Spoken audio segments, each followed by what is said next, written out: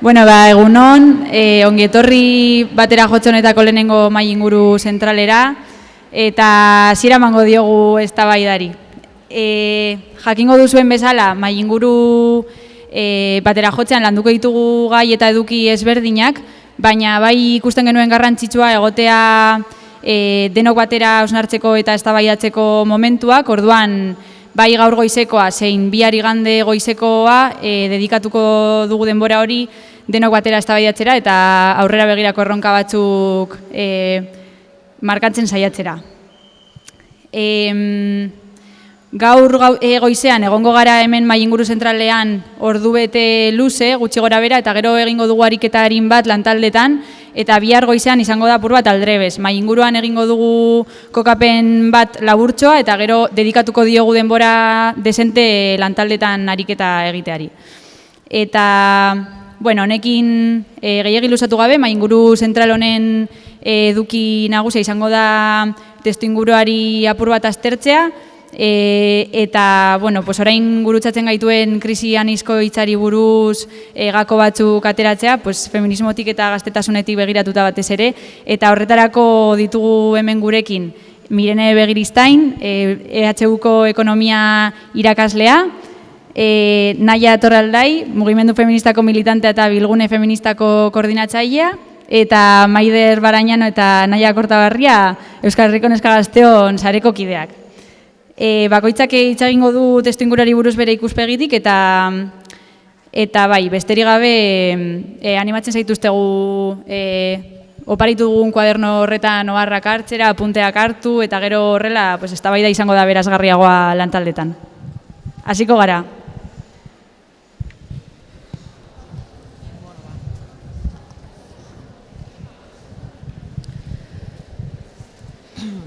Bueno, eguardion danoi. Mila esker gonbidapenagatik eta plazer handiz hemen egotea eta holako hasiera sortzaile eta divertidoarekin oain pixka bat jetxi beharko dugu edo burura igo gehiago edo ez dakit. Baina, gaina ekonomiaz hitz egitea batzutan egiten zaigu horrelako eremu arrotza edo agian ez, baina badauka holako behintzat abia puntu bat batzutan horrelakoa, ez? Eta, zentzu hortan, Marinak esaten zuen bezala, EHUko ekonomia fakultatean lan egiten dut, eta behintzat kokatu nahiko nuke nondikan hitz egingo dudan, eremu hegemonikoan kokatzen den fakultate bat da, zalantzari gabe, eta ekonomia feministak ez du leku askorik hor. Hanka bat horri izan dare, mugimendua, bereziki mugimendu agroekologikoan lan egiten dut nik, lehenengo sektorearekin lantzen ditugu ikerketak, eta agroekofeminismoa edo da gehiago gure esparrua, baina hori azken finean badago kontestu ekonomiko baten baitan eta ekonomia feminista da guretzako paradigma edo erreferentea eta horre planteatzen dira abia puntuak. Orduan hortikan hitz egiten dut, naiz eta hankak eukita batean eta bestean. Horregatik, momentun baten ere, kaso egingo ditut aipamenak gure bizipenetatik landa eremuari lotutako adibideetara edo bai. Planteatzerakoan mahai zentral honetan ekonomia feminista hitz egitea asmoa zen edo helburua jarri genduna zen zer dan ekonomia feminista partekatzea eta apurtxo bat eta lotura egiteko baitare gero kideak hitz egingo dutenari nola lotu dezakegun krisia noizko hitzari edo ekonomia feministak egiten dion irakurketak. Lehenengo galdera hori, zer da ekonomia feminista, edo ekonomia feministak nolabait ekonomiaren azterketa kritiko bat egiten du. Eta gaur egun nolabait ez dakit zenbateraino barrenatuta daukagun ekonomia badala zientzia sozial bat, eta hortikan eraikitzen dugula, ezta? Beraz, gaur egun daukagun ekonomia kapitalista edo ekonomia neoliberalaren irakurketa, badirudi batzutan dela aldaezina bezala, ez? Edo horrela planteatzen zaigu eta askotan alternatibarik gabeko edo xok egoera batetatik begiratzen dizkiegu planteatzen dizkiguten proposamen ekonomikoei. Baina ekonomia tradizionala edo ekonomian kapitalista neoklasikotik datorrena gizarte eraikuntzan oinarritzen da.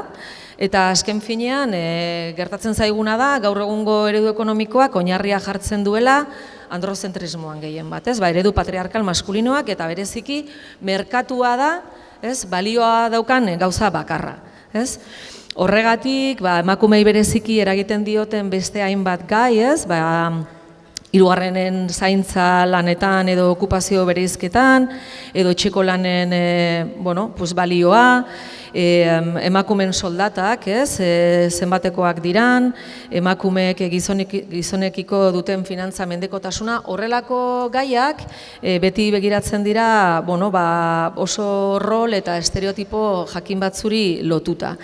Beraz, nolabait gizarte eraikuntza horretan badaude bi elementu zentral, bat da lehentasun patriarkalak eta merkatua erdigunean jartzen duela gaur egungo eredu ekonomikoak, eta ekonomia kapitalistak gizartearen erdigunetzat hartzeari uste ekarriko lioke, benetan ulertuko bagenu bestelako eredu ekonomikoak ere proposatu ahal daitezkela, ez? Orduan, ekonomia feministak horixe planteatzen du. Gizartearen erdigunean bizitza jartzea, eta ez kapitala, ez merkatua, eta baita ere ekonomiaren alderdi edo ikuspegi murriztaile hori, ikusezin dauden beste hainbat aldagai, ikusaraztea, eta hortik eraikitzea. Nolabait hori oso metafora ezaguna eginda izeberrarekin, ezta? Ekonomia feministaren izeberra, ez dakit entzun izan duzuen, baina, itsasoaren urmailatik gora dagoena da balioan jartzen den gauza bakarra, eta azken finean hori da gaur egun erabiltzen den aldagai edo adierazle sozioekonomikoa dela barne produktu gordina, ez? Asko hitz egiten da horretan, balio produktu gordina, barne produktu gordina igotzen baldin bada, ekonomia ondo dijoa, ez? Eta bera, hazkundeaz baldin badago, gaizki dijoa, ez? Eta hor balioan jartzen den gauza bakarra da, merkantzien mugimenduak, merkatua, eta estatuak nolabait, nola bermatzen ditun zerbitzu publikoak. Berdin dio, zerbitzu publiko horien prekarietatea nori eragiten dion eta nola dauden eraikita. Eta beraz, barne produktu gordinaren parte ez dira, bizitzaren sostengurako ezinbestekoak diran beste kateak, ezta? Badirela batetik natur sistemak, eta segurazki krisian izkoitzarekin honek garrantzi berezia hartzen du, ezta? Eta etxeen zaintza eta komunitateen antolaketa. Orduan, Kristina Carrascok landu izan du asko asunto hau, ez? Nola badauden 5 kate begi elkarrekin lotuta daudenak bizitza sostengarria egiteko ezinbestekoak diranak. Eta urmailatik bera geratzen dira, ez? Bereziki bizitzaren sostengurako izan diran natur sistemak, komunitateak eta etxeak jakinda gainera bereziki menderakuntza egoera horrek nori eragiten dion, ez? Emakumei, arrazalizatua dauden pertsonei eta natur sisteman edo landa eremuan ere bizi diran pertsonei. Hortaz, ez izatea barne produktu gordinaren parte edo ez kontuan hartzea, ekartzen duena da, gaur egun ikusten ditugun hainbat datu. Eta esango nuke, beraz, zer da ekonomia erreala, ez? Ematen du, planteatzen digutenean, ekonomiaren gora berak nola dijoazten, ekonomia erreala hori balitz bezala, ez? Eta benetan egiten dutena da, publiko eta pribatuaren arteko fikziozko banaketa bat, eta hori ez da bakarrik ekonomian gertatzen, ez? Badakigu gure bizitzetan erabat gertatzen dela hori, eta beraz, kapital ekonomikoa, soziala eta simbolikoa oso esku jakinetan bakarrikan geratzen da. Hori alde batetik. Gero beste alde batetik, ikuspegi horretatik, bizitzaren sostengurako ezinbestekoak diren jarduerak esan bezala ikusezin bihurtzen dira, eta beraz, ekonomia erreala batean, ekodependentzia eta interdependentzia, ez? COVID garai honetan oso nabarmena egin zaiguna gainera, ez? Ez dira ere ekonomia errealaren parte. Eta azkenik esango nuke, ekonomia errealaren parte ere ez dutela planteatzen hainbat zapalkuntzen elkartrukea, ez? Porque ez da bakarrik ekonomia kapitalista, eredu kapitalista batean gaudela, baizik eta pantxikak oso ondo esaten duen bezala, ez?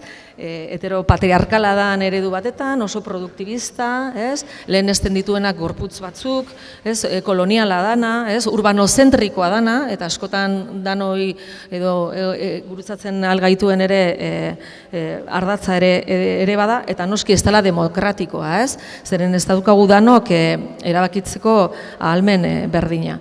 Beraz, lehenengo bloke honetan, nik baiko nuke ideia bate azpimarratu, eta hori da, ez? Barne produktu gordina, irizpide kapitalista, heteropatriarkal, kolonial, urbanozentriko, eta huetaz erabat blaituta dagoela, eta bereziki kolapsatzen duenean sistemak, azkeneko hilabetetan gertatu zaigun bezala, benetan ikusarazten da, izeberraren azpian, urmailatik bera dauden alderdi horiek, benetan direla ezinbestekoak bizitzari eusteko.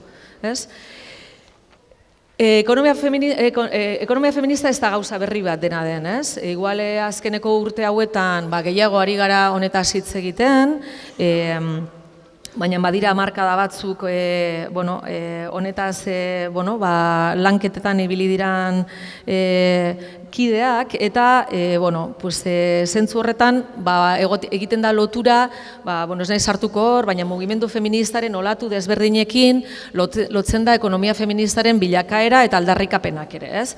Nolabait pasatu daitekena boto eskubideen eta emakumeen eskubide sozialen ere mutik, gero pasata gehiago enplegu eskubideetara, bigarren olatuan, hirugarrenean gehiago politika publikoetan eta sexu askapenerako eskubideetan edo oinarrituko litzateken hirugarren olatua, eta esaten da gaur egun gaudela laugarren olatuan, nolabait kontzientzia feminista piztu dela gehiago azkeneko urte hauetan, eta zentzu hortan orain gehiago zuzenean ari gara interpelatzen gure privilegioei edo genero privilegioei, pertsonala politikoa dela, eta bizitzaren iraunkortasuna eta zaintzaren ekonomia, edo zaintzen ekonomia, ekartzen da gehiago mahai gainera.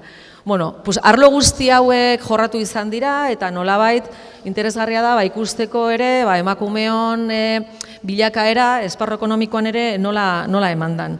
Hainbat datu begiratu ahalko genituzke hau dana analizatzeko, ez dakite zein esan, egile esan, akaso, begira, aipatu daiteke, momentu hontan, Euskal Autonomia Erkidegoan, datua horti da, porque hemen dago beste asunto bat, eta datuen azterketei begira, kriston gabezia eta zailtasunak ditugu ekonomia azterketetan, zeren ez da inondikan ere ekonomia aztertzen ikuspegi feminista batetik, porque generoa ez da analisi kategoria bezala ulertzen, bai aldagai bezala, baina inolaz ere, eta noski diversidade ikuspegi batetik, izugarrizko urrun gaude hortikan, ez da, baina ez da ardatz bezala, azterketa ekonomikoetan kontuan hartzen.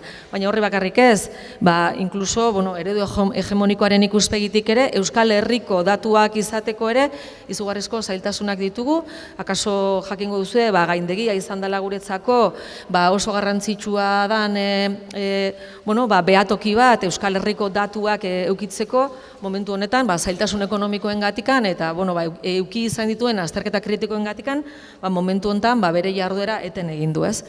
Baina, hori esan da. Euskal Autonomia Erkidegoko datua emango dut, eta da, ordaindu gabeko etxeko lanen balioa, barne produktu gordina irizpide hori kontutan hartzen baldin badugu, ordaindu gabeko etxeko lanen balioa 27,7 izango litzateke, eta etxeko lan hoien lan horiek nork hartzen dituen, 70%an emakumeak egiten zituzten eta egiten dituzte, ez? Eta hori gainera, ulertuta, urte askotako salaketa izan dela, eta COVID-aren garaian hori oraindikan ere muturrerago joan dela, ez? Bale. Orduan, hori nolabait, ekonomia feminista zer dan, eta nolabait bada, hoxe ez, pixkate gure lentea zabaltzeko, eta zabaltze horretan, ulertzeko GV, ez, begiratzen digunean, izeberraren azpiko guzti hori kontutan hartzia, ez, analiziak egiten ditugunean. Baina batzutan, egiten diranean, azterketa ekonomikoak batzutan despistera ere jokatzera eramatzen gaituzte, eta egoten da konfusio bat ekonomia feminista eta genero ekonomiaren artean. Zeren, maten du, analisi batean, aztertzen baldin baduzu, merkatua nola mugitzen den, generoaren arabera, ja egiten ari zarela ekonomia feminista, eta genero ekonomia bat egiten ari zara, baina beti ere ari zara bakarrikan, hoxe, urmailatik gora geratzen den horrei begira, eta dimentsio monetarizatuetara bakarrikan mugatzen da analisia. Hori bat gertatzen dana, ez? Eta zentzu horretan, nolabait ekonomia feministak ekartzen duna da, ekonomia merkatua baino gehiago da, eta lanaren kontzeptua bera jarri behar dugu zalantzan, eta nola ari diran planteatzen lanaren nozioa, edo ez? Oso ikuspegi murriztaile batetan, eta horregatik ulertu behar da ekonomia badala, baitare, leheno esan duguna, beste kate begiak lotzen dituzten eremu horiek, eta horiek zen nolako balioa sortzen duten kontutan hartzen ez badugu, genero ekonomia bat egiten ari gara, baina ez ekonomia feminista bat. Eta nolabait hori ez da zerbait kasualitatez gertatzen dena. Interes jakin batzutatik, bada nolabait, perpetuatzeko eredu bat, non homo ekonomikus edo hegemonikoa dan, BBV hori aipatu izan dana, gizonezkoa, urbanoa dana, heldua dana, burgesa dana, eta nik esango nuke hizkuntza hegemoniko batetan ere hitz egiten duena. Hori alde batetik. Gero beste alde batetik, generoa sartzen da batzutan azterketa horietan, baina esan bezala, genero ekonomiak planteatzen du, ekonomian eragina duen eraikuntza, ez dugula ideologizatu behar edo, ez? Eta, klaro, gertatzen zaiguna da, oraintxe komentatzen ari ginena, generoak axola du, baina axola du asko. Zen azken finean, ekonomia feministak genero harremanak sartzen ditu sistema sozioekonomikoaren azterketan. Eta ulertu behar dugu, sartzen den eragile ekonomikoak direnak, ez dira edozein, baizik eta generoa, arraza, gizarte klasea, migrazioa, sexu orientazioa, genero identitatea, elementu asko daudela, kontutan hartu behar ditugunak, eta arreta sekundario eman beharrean gizonezkoak egiten du, emakumezkoak egiten du, hortik haratago, generoa aldagai bezala ulertu beharrean, analisi kategoria bat bihurtu behar da, sistema ekonomikoa bera zalantzan jarriz. Eta hirugarren elementua genero ekonomian gertatzen dana, eta ekonomia feministak nolabait horrei buelta eman nahi diona, eta da, baina egin dezagun benetako zientzia, zientzia ona, politikak zikindu ez dezan, nolabait, ezagutza sortuko baliz leku neutro batetik, ezagutzaren sorkuntza, objektiboa edo neutroa izango balitz bezala, eta ez da inondikan inora horrela, ezagutzaren ekoizpena gatazkak jarri beharko lituzke mahai gainean, gatazka sozialen eraginpean daudelako planteatzen ditugun helburu ekonomikoak, eta ezagutza kritikoa garatu behar dalako. Orduan, ekonomia feminista esango nuke inkluso objektiboagoa dela, zeren balioak esplizituki jartzen ditu analisiaren barruan, eta zentzu horretan neutralagoa da, benetan aldagai guztiak jartzen ditulako mahai gainean. Eta gainera, ezagutza izan behar du kokatua, eta ezagutza horretan, mendeko posizioan dauden protagonistak parte hartu behar dute ezagutzaren sorkuntzan. Gertatzen zaigu bestela, benetan ezagutzaren sorkuntzan ere, izugarrizko vertikalidadeak sortzen direla, adituak eta besteak. Nola baiteko, baztertzailea dan gainera ezagutzaren eraikuntza bat. Beraz, subjektuak parte hartzea ezagutzaren eraikuntzan ezinbestekoa da. Horrek, planteatzen duna da, eraikuntza demokratizatzaile bat ere, garatu behar dugula, ez? Bueno, ekonomia feminista arlo askotan garatu izan da, ekonomiaren ikuspegi alternatiboen eraikuntzan, ekonomia sozial eraldatzailean adibidez, badago momentu honetan, garatzen ari gara horrelako bitarteko batzuk, proiektuak martxan jartzen direnean nola garatu alditugun proiektu ekonomikoak ikuspegi feminista batetik, desazkundearen ikuspegia ere, ikuspegi batzuk behintzat badira ere ekonomia feministarekin lerrokatzen diranak. Nik uste momentu honetan ere zaintza kate globalak aztertzen ditugunean ikuspegi dekolonial batetik ekonomia feminista egiten ari garela, edo, arratzalean daukagun mainguru batean ere, ekofeminismoaz, akaso gehiago nire arloan kokatzen direna, ekologismotik ere, elkarrizketa beharrezko bat ere badaukagu, ekologismoa eta ekonomia feministaren arteko elkarrizketa bat. Hor eragile desberdinak aipatuko nituzke, etxaldeko emakumeak horre lanean dabiltza, olatuko peko lagunak ere lanean dabiltza, eta garo arratzaldean, Marina Sagastizabal, edo kide asko dabiltza, noski baitare, mugimendu feministako kide asko, guztet eraikuntza kolektibo honetan. Eta azkenek bai nahiko nuke egin, azalpen hau eta gero, zer den ekonomia feminista, eta apur bat, desberdindu dezagun, despistante izan daiteken genero ekonomiaren ikuspegi hori, hau da, ekonomia merkatua baino gehiago da, generoak axola du eta asko ikuspegi zabal batetik, eta ezagutza politikoa da, eta ezagutza ekonomia feministan politizatu behar dugu. Eta hau esan nahi nuna zen, krisian izkoitzarekin nola kokatu ekonomia feminista. Eta nik ez dakit zuen inpresioa zein izango dan, niri azken aldi honetan tokatzen nahi zait parte hartzea mainguru askotan, nola krisi anizkoitza honetan gauden, krisi ekologikoa hitz egin behar dugu, eta ze pasatzen da landa eremuarekin, eta agroekologiarekin, eta horrelakoak, ezta? Eta parte hartzea mai eta espazio horietan, gertatzen dena da, azterketak egiten direla, hori ekonomia ekologikotikan egiten dira azterketak, zer gertatzen ari zaigu planetarekin, bai? Edo egiten dira zaintza sistemaren azterketa, baina ez daudela begirada elkartuak. Hau da, krisi ekologikoa eta zaintza krisiaren bien arteko elkarrizketa hori, hau da, ekonomia ekologikoa eta ekonomia feministaren arteko elkarrizketa hori. Nik uste hori badala irakurketa bat pendiente daukaguna, guk gaur arratzalean saiatuko gara honetaz ere hitz egiten, irakurketa partzialetatik haratago hitz egitea nolabait ekodependentzia eta interdependentzia hori batura batetikan egin behar dugulako, eta nolabait hori dago erabaldotuta hitz egiten ari garenean bizitzak erdigunera jartze hori, zer da bizitzak erdigunera eramatea?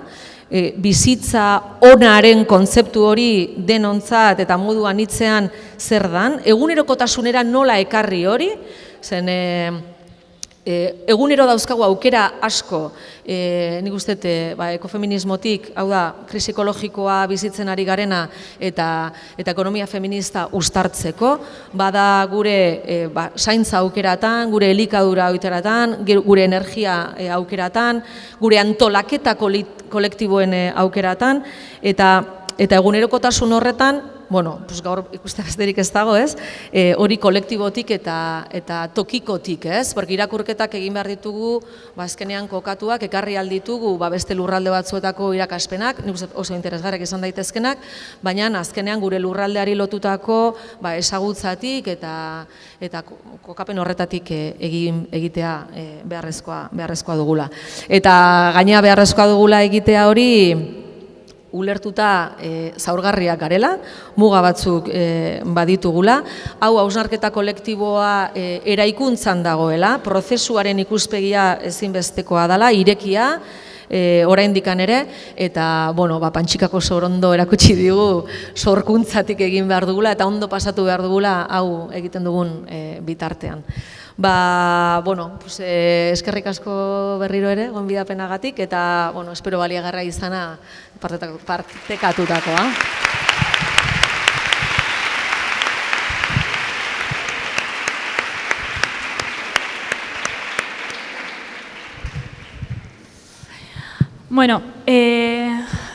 Nire aldetik bai, eskerrik asko, neska gaztien sarieri, gonbidapena gaitzik. placer bat da, kide asko dekote hemen, ikusten zaitzu etortik, así que, bai, posik. Bueno, Mirenek esan da denean ganien, bueno, nik uste dut oinarri bate jarri da bela, ez? Ekonomia feministan inguruen, ez da erresa, zorionak, oso ondo egin duzu. Eta, bueno, nire ambizioa gehiago da, plantietie zelan Euskal Herri zen mugimendu feministatik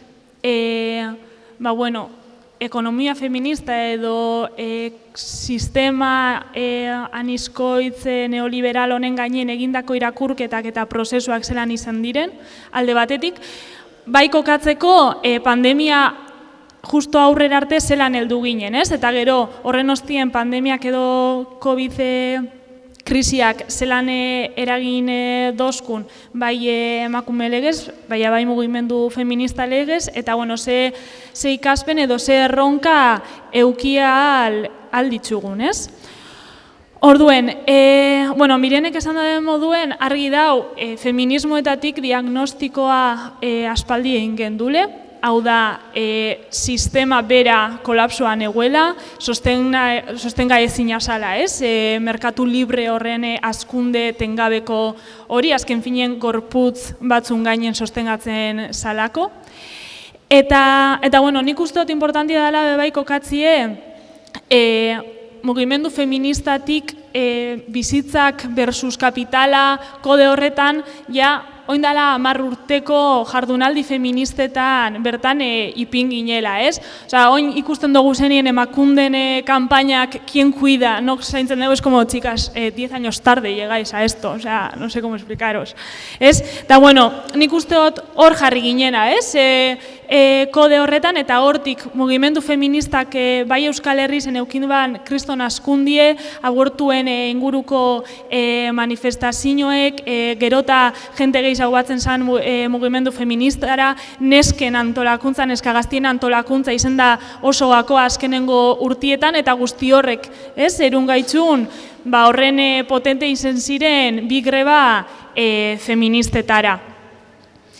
2 urte pase dire COVID krisiak estanda eginda da benetik, eta itzi gaitzu kriston panorama sozial eta politiko latzagaz, ez?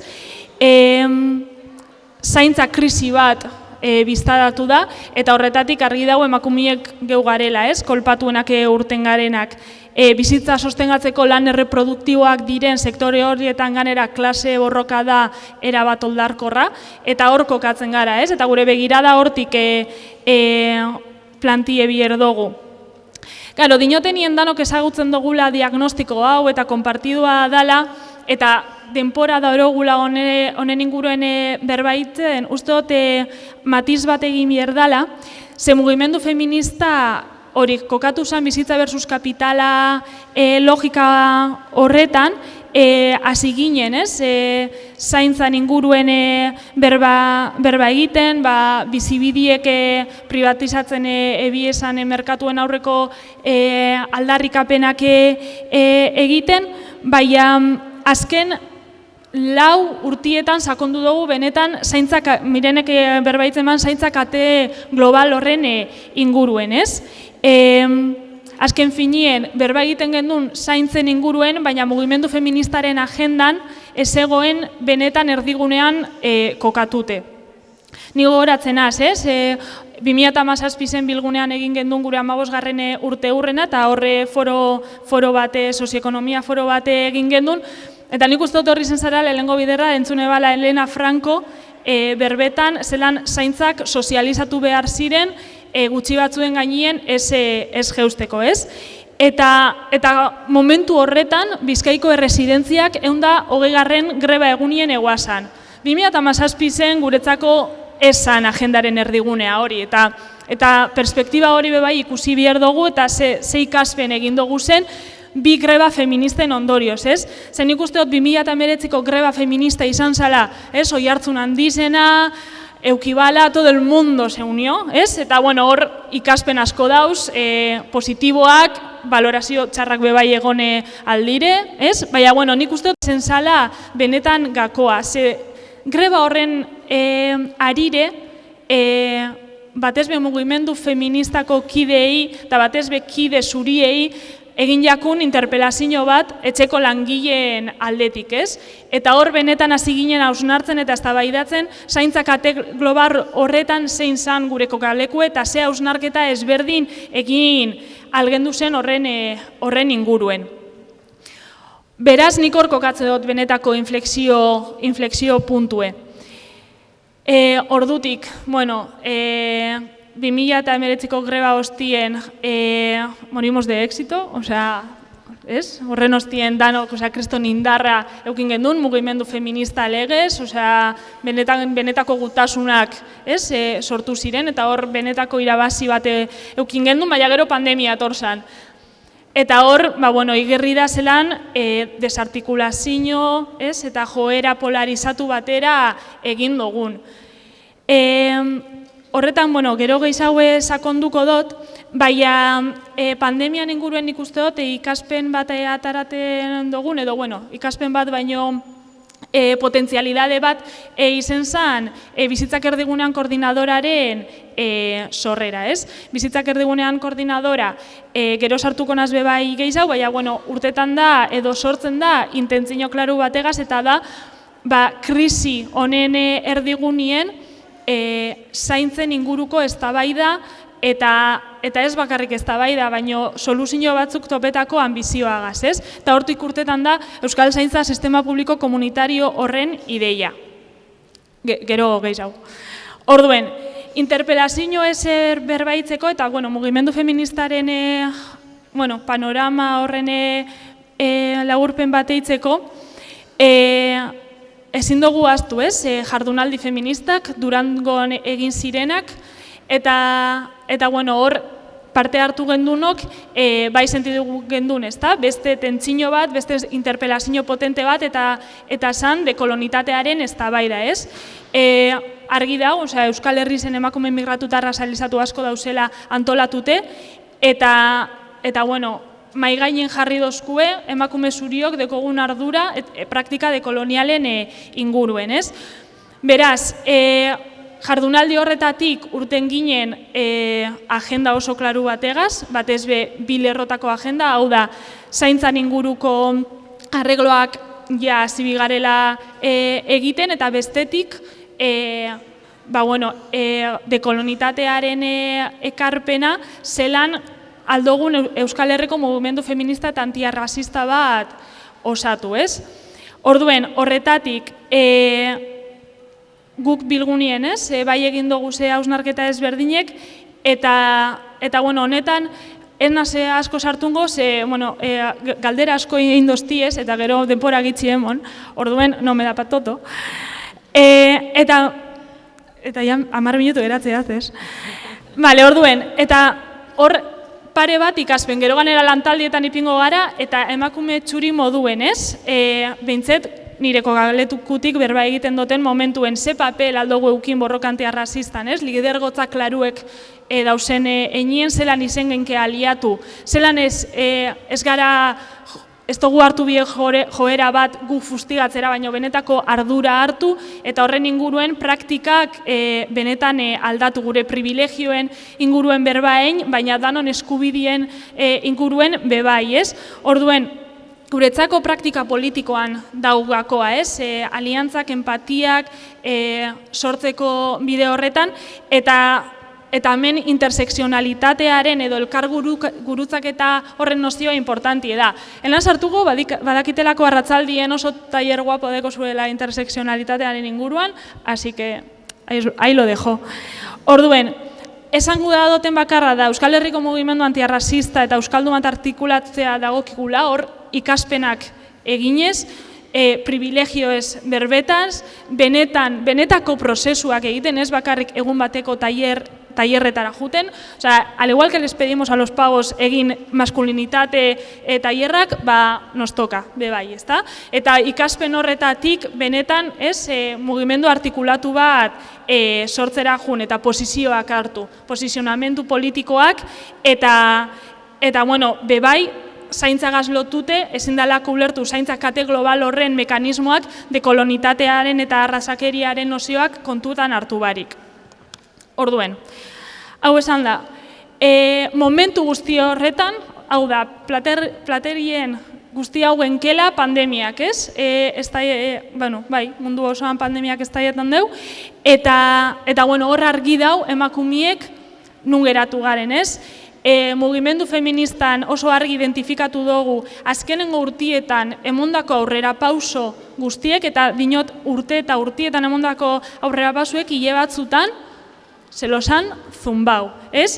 Eta hor gabiz berbetan indarkeria matxistaz. Zelan mugimendu feministak indarkeria matxistaren inguruko iruditegia zabaltzeko kriston lana egindaben, hau da indarkeria matxista ez dela bakarrik etxe barruen gertatzen, indarkeria matxista ez dela bakarrik bikoteen arteko indarkeria bat, eta momentu baten sentidu gara barriro, ez? Joan bierri zen garela diskurtso horretara. Azken finien pandemiak eragindabena dalako emakume eta haur asko euren erasotzaileekaz etzien gordeta egotie. Indarkeriak igoin deu, eta ez bakarrik indarkeria matxistak, baina indarkeria ekonomikoak bere horretan, ez? Bueno, oso argi da, azken finien askotan esan dugu, sistema osoa sostengatzen den gorputz horrek izen direla zaugarrienak, kolpatuenak urten direnak, barnetxeko langile asko euren lanpostuetan konfinatute geratu dira, azken finien euren etxiek direlako lan egiten da bene espazioak, eta esentzialak ez direzen zerbitzuetan bebai, segurtasun neurrizek bermatu barik, bai ospitaletan, sarretzietan, erresidentzietan, danok ikusigu. Zelako, lamentable izen dela egoera, ez? Eta instituzioen aldetik ez direla benetako neurriak hartu, norabide hori konpontzeko. Ez bakarrik hori, laster onartuko da EAEko berdintasun legea, eta ikusten da, zaintza lanak sartzen badabezen be, ez datorrela inungo aurrekonturik, ez dauela inungo intentziorik lege hori benetan aurrera atateko bitarteko materialak eta giza materialak jartzeko, eta hori benetan dela, garbiketa bat, pa unirse a esta nueva ola, que está muy de moda, ez?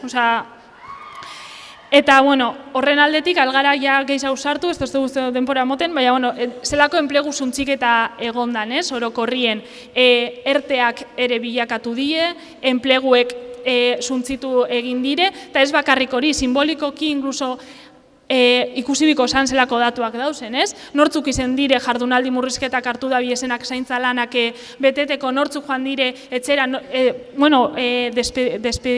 despidoak egon dizenien, nortzuk izen dire juteko lehengoak, ez? Horren kontra, zelako artikulazio eta aliantzak egin bier doguz. Guk argi dekogu, ez? 2008tik etorren krisi hori, ez dela krisi bat eta beste bat, ez? Osea, krisi horretatik gabiz arrastretan, lan erreformaren eskerrik asko, ez? Osea, larren erreforma hori gabizela arrastretan, eta horren segida bat gabizela, eta que nos vamos al agujero, osea, benetan. Orduen, pandemiak ez bakarrik emakumeen ganako indarkeriak, baino arrasakeria, prekaritatea, burujabetzaren galerak, kaleen militarizazioa, izen da, un espanto, ez? Eta horren aurrien soke egoera bera baliatu dabe, eskala individualien eta familia nuklearrien gure ardurak eta mantentzeko, ez? Hau da, seguridadearen izenien, eindogune da, gure individualizazioaren ardura hori eta ez kolektibotasunaren inguruen berba. Orduen, claro, es que no me da tiempo. Da igual. Argi dekogu beste jendarte bateran zurratxak emoteko, funtseskoa dela, zaintza ereduaz berataz berbaitie. Eta hor, superinteresgarri irutu esan dozune, genero ekonomia eta ekonomia feminista. Karo, zertara eruten dozku merkatuek, ez? Kristalesko zabaiez berba egitera. Eta hemen pasetan dana da, mugimendu feministatik gure dogune berba egin da lokatzetan gauzen langile klaseaz, ez? Eta emakume langileez. Eta hortik abiatu bier dugula gure begira da. Horren aurrien, aipatu dut, bizitzak erdigunean koordinadorak ambizio potente bategaz sortu zen, eta askotan egin dugu berba Euskal Zaintza Sistema Publiko Komunitarioaz, ez dakit zer da, niño, beste mai inguru bat aldogu monte horren inguruen berbaitzeko, arratzaldien adibidez, oso ondo, bai bada, ambizio bat azken fitien denentzako bizigarriak, eskeniko da bezen sistema bat nahi dugula kokatua, lekutua Euskal Herrian.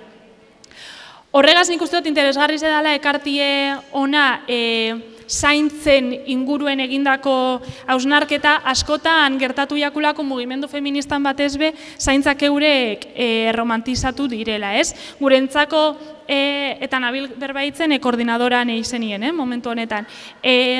Zaintzak dualak dire, alde batetik direlako pobrezia, ez? Emoten direlako obligazioa direlako, emakume askotzat, emoten direlako lan baldintza oso txarretan, esklabutza egoeratan, baina bestalde batetik badire helburu bebai, ez? Badire helburu ulertzen dugulako zaintza kolektiboa importantia dela, ulertzen dugulako zaurgarriak garela, ez? Eta zaintza biher dugula, baina zaintza hori izen biher dela aukerazkoa, danok betetzen dugu zen zaintzak, gutxi batzuek zaintza guztiak bete ez ditzaten, ez?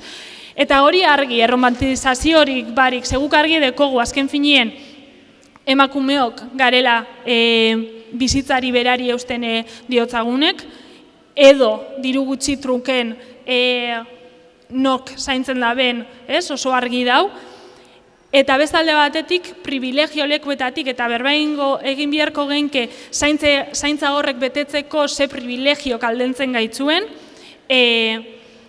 erakunde publikoak, bai gizontasunak, bai zuritasunak, hor, asilo suelto bebai, adinaren inguruen bebai berbaingo genke, ez? Osea, nik nire edadie gaitzik, momentu honetan ez tekote zaintza kargak, igual nagusizagun nazenien bai emakumena zelako, gaztetasunetik, gazte sujetotik bebai, zelan egiten dugu berba zaintza, privilegio, baina zaintza lankargen inguruen. Asi, pa que debatamos. Eta amaitzen hau, bale. Orduen, gure apustue bai bada, ez?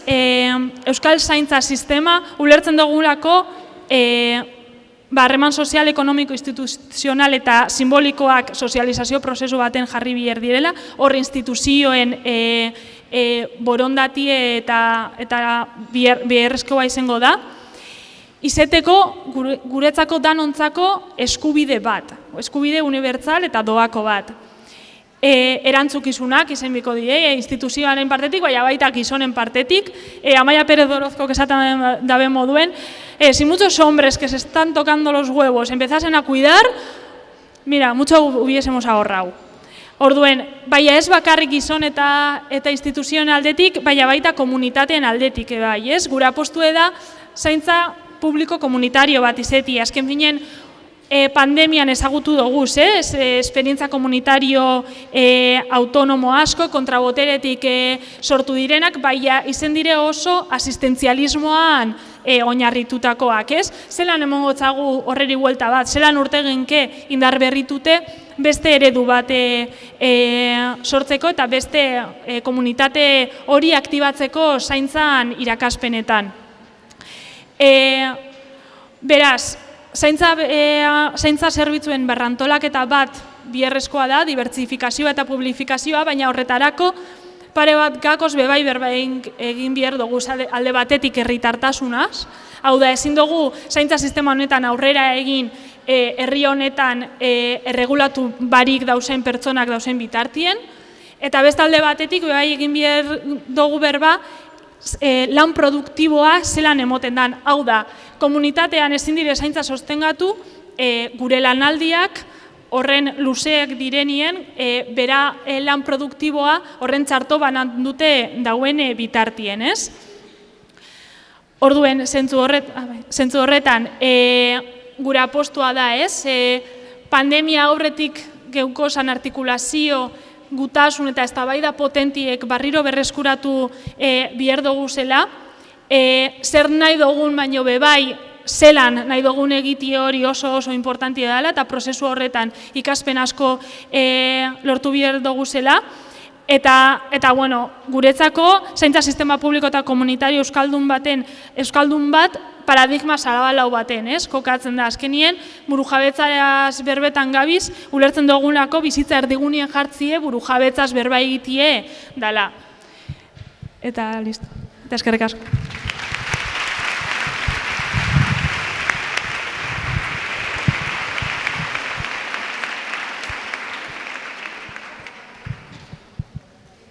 Irune.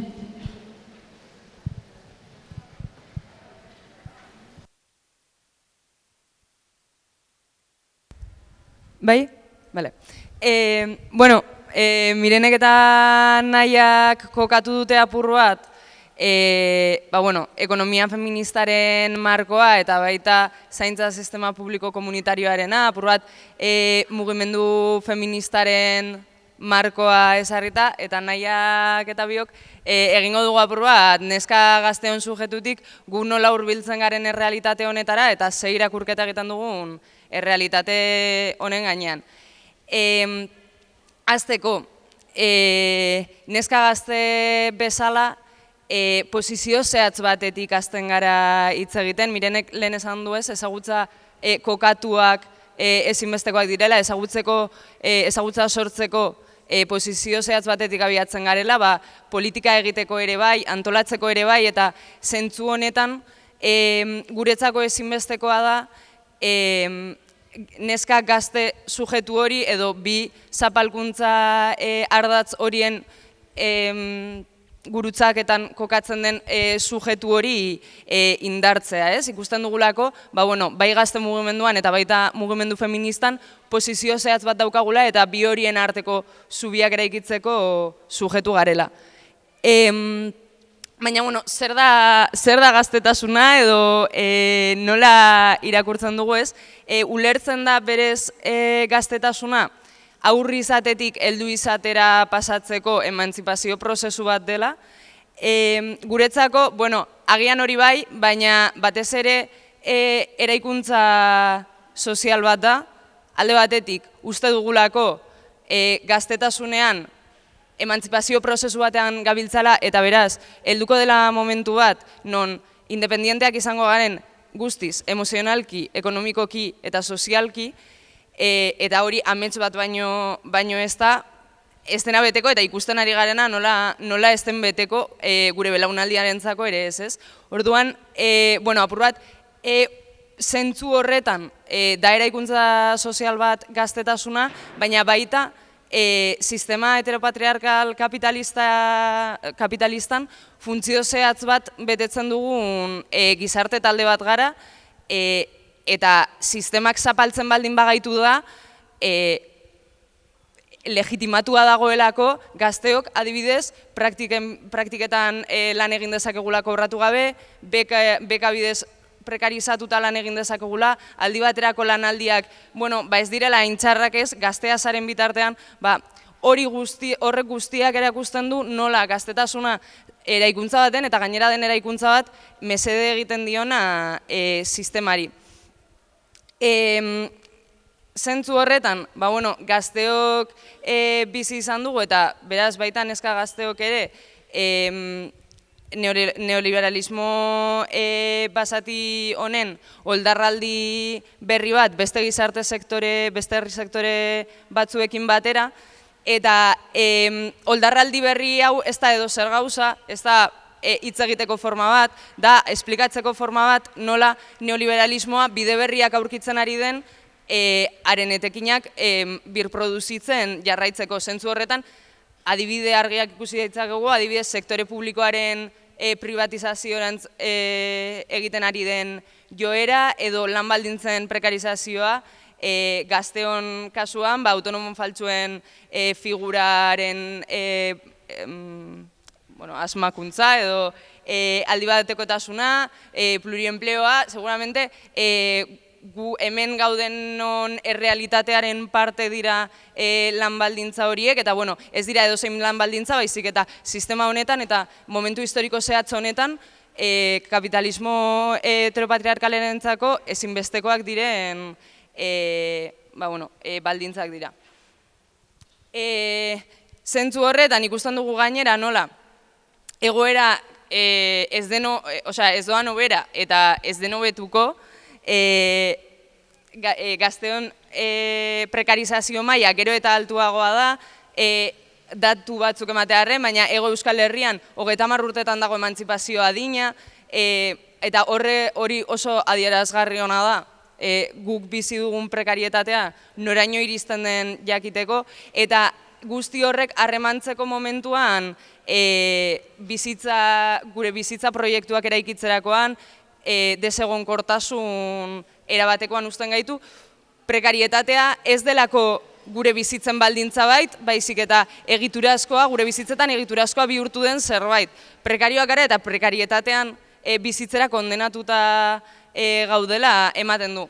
Baina, egia da, ikuspegi super pesimista honen erdian, gazte bezala bizitzari beste gure posizio propiotik begiratzen diogula, eta posizio propio horrek ematen dizkigula baldintzak era inkonformista batean begiratzeko eta bizi proiektu alternatiboak eta guretzako justoagoak izango direnak eraikitzen hasteko. Beraz, hemendik eta hau da momentua proiektu guzti horietan lanean jarraitzeko, antolatzen jarraitzeko, eta hori, neska gazte bezala, borrokarako espazio propio bat daukagula aldarrikatzen jarraitzeko.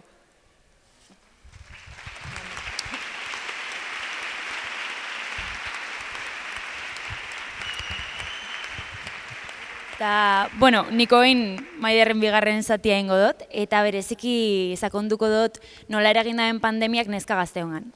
Eta, badakigu pandemian etorrerak orokorrean sektore asko prekarizatu ditxula, eta neska gaztion sektoria hoietako bat izan da.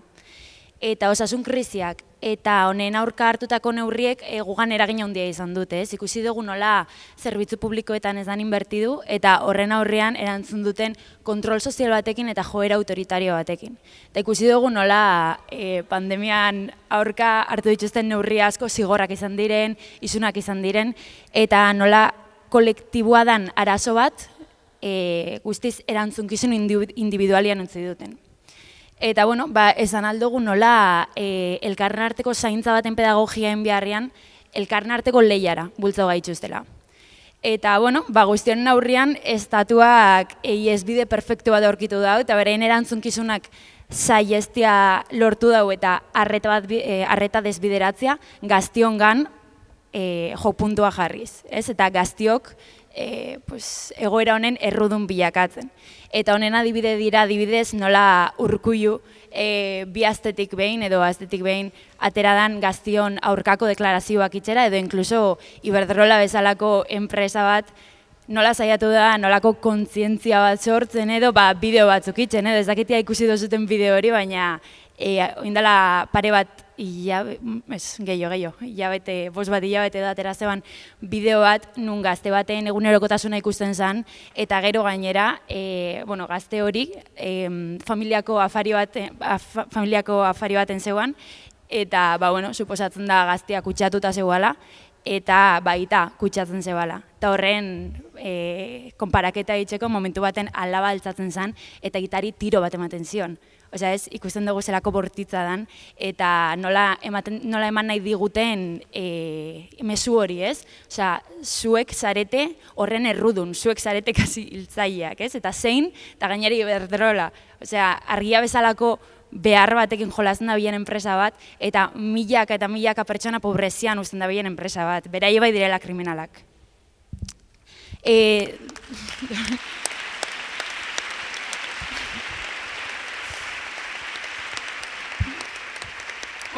Eta gainera honekin batera, pandemian ezaugarri nagusienetako bat beldurra izan da, ez? Guk kutsatzeko beldurra, gure senideak, gure lagunak kutsatzeko edo galtzeko beldurra, eta gainera etorkizun akademiko edo laboral bat ez izateako bai kriston beldurra sortu digu. Eta horre danak kriston antsiedadia eta erreduntasuna zabaldu dago. Eta askoz gehiago gaztiengan, ez? Osea, kontagio hauen errudun bihurtu gaituzten sektorian. Eta, bueno, testuinguru nazionek neska gaztiogia ditugun hainbat problematika oindikan gehiago larrutu dituzte, ez? Adibidez, harremanak. Harremantziak bere biziko garrantzia dakala uste dugu gaztetasunean, eta ikusi dugu nola agintariak onera ez dioten inolako garrantziarik eman, ez? Osea, are gehiago, hau ardura sartu biharrian, garrantziak kendu diote, kriminalizau da, eta ez dute honekiko inungo mekanismori jarri. Beste bat lana, aurretik antzekagun egoera nahiko txarra bazan, pandemiak ja egoera hau guztiz esplotau dau. Eta ikusi dugu nola pandemian zehar kontraturik gabe zebizen pila bat gazte, nola kaleratuak izan diren, eta inkluso kontratuak zebizen beste asko bai kaleratuak izan diren, ez? Eta, bueno, lehen lan merkatuan sartzea zaila bazan, pandemia honek askoz gehiago okertu dago egoera. Hezkuntza, ikusi dugu nola ikasbaldintzak asko okertu diren, ez? Eta ordutegien gora berak edo dana, edo gehiengo bat online modura pasatzeak, kriston ziurgabetasuna eta logika individualista batzuk indartu ditu. Eta esan behar dakago, ez da nahikoa baldintza jarri, hezkuntza eskubide duin bat bermatzeko. Eta, berdina ikusi dugu militantziak egin pasatu dela, ez? Egoera honek eta, dana hankaz gora ukitziak eragina izan dago eta hau militantzian ikusi da islatuta. Ikusi dugu nola gaztion artean kriston frustrazio eta etxipen egoera bat zeuala, eta, holandau gazte mugimendua momentu honetan, ez? Eta, jarrerak polarizatu dira militantzian bebai. Egia da pertsona batzuentzako militantzia bai izan dela helduleku bat, baina beste askontzat karga handi bat izan da militantzia. Eta, azkenik indarkeria egongo esan. Neska gaztio jasatzen dugun indarkeriak badakigun mila aurpegi ditxula, baina pandemia honek indarkeria hau birformulatu indau. Eta, guk momentu honetan sare sozialetan, guzteko zegoen sare sozialetan garatzea. Pandemian, sare sozialak kriston goraka dauki dute eta erabilera bai asko hunditu da. Eta hemen ematen diren violentziak gora indute. Osea, azteko, sare sozialen bidez ematen ziren eraso matxista zuzenak disparauen dira. Eta gainera eraso hauek kriston konplejoak dira, ze kontuan hartu behar dugu erasotzaia pantalla baten atzean edo perfil baten atzean dauela eta erasotua bebai. Eta honek kriston bakardade egoera sentiarea zehaldio erasotu honeri eta hau gestionatziak kriston zailtasunak ekartzen ditu.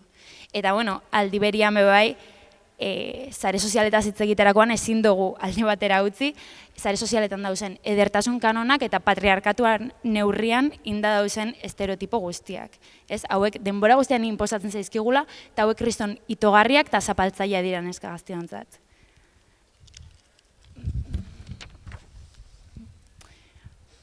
Eta baita kanon hauetan sartzeko presioa bai kriston, itzela dabilizaten guretzat. Eta, sare sozialez gain, ezin ditugu ahaztu betiko izialdi espazioak, ez? Guretzat momentu honetan, hain erakargarri eta desiragarriak diren jai giro horiek, kale horiek, pote horiek, ez? Nahiz eta oso desiragarriak izan, kontutan hartu behar dugu, violentzia asko ematen diren gune batzuk direla hauek bebai, eta oin berriraziko garela bueltatzen espazio masibo hauetara, eta, hemen bebai, ariketa bat inbarko dugula espazio hauek berrartzeko, eta alduntze ariketa bat behin barko dugula neska gaztiok espazio hauek problematizatzeko. Eta, ja sartuko ginen azkenengo puntora, ez? Eta da, ia guzti honek nun usten gaitxun, eta aberzintzu diren agertoki posibliak. Eta, ja bukatzen joateko, esango dut, krisi momentuak badakigula oso momentu gogorrak direla, baina aldi berian sisteman arrakala batzuk usten dituztela, krisi hauek. Eta, jake arrakala batzuk zabaltzen diren guk aprobetxatu behar ditugula. Eta, bueno, egoera hontan bi aterabide ikusten ditugu guk. Lehengoa, izango zala, neoliberalismoa zatian beste aurrera pauso bat, honek suposauko zebala elite politiko eta ekonomikoen nagusitasuna oindik gehiago hunditzea, herri sektoren langile klasen emakumeen arrazializatuen eta baztertuen ordainetan, eta beka giza erabiltzea eredu aldaketa baterantz. Eta gu nola ez, bigarrengo honegaitxik aningo dugu apuestua. Eta bueno, ja bukatzeko, guztako ez egun esatia, gara izaiak datozela, prest egon behar garela ontarako, eta neska gaztiok erresistentzia izan behar dugula hemen. Eskerrik asko.